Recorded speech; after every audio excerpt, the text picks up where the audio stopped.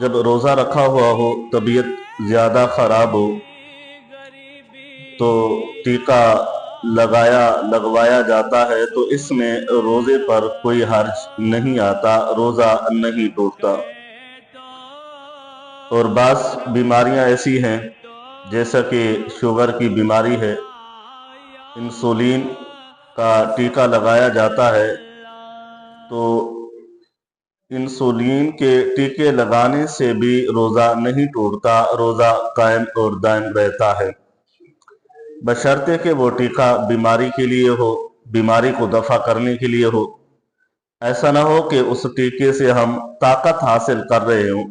اگر وہ طاقت والے ٹیکے ہیں وہ اگر لگوائیں گے تو اس سے روزہ ٹوٹ جائے گا۔ تو صدقہ اسے کہتے ہیں کہ اللہ کی رضا کے لیے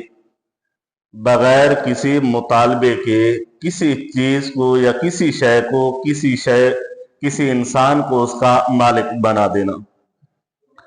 صدقہ اللہ کی رضا کے لیے، اللہ کا تقرب حاصل کرنے کے لیے ہوتا ہے،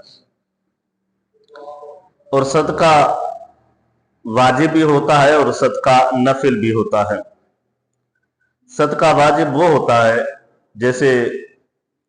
ہم صدقۃ الفطر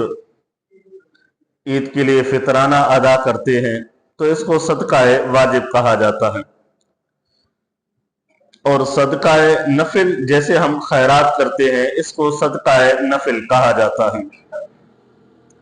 اللہ رب العزت نے فرمایا کہ من یقرض اللہ قرضا حسنا، کہ کون ہے ایسا شخص جو اپنے رب کو قرض حسنہ دے، اور اللہ رب العزت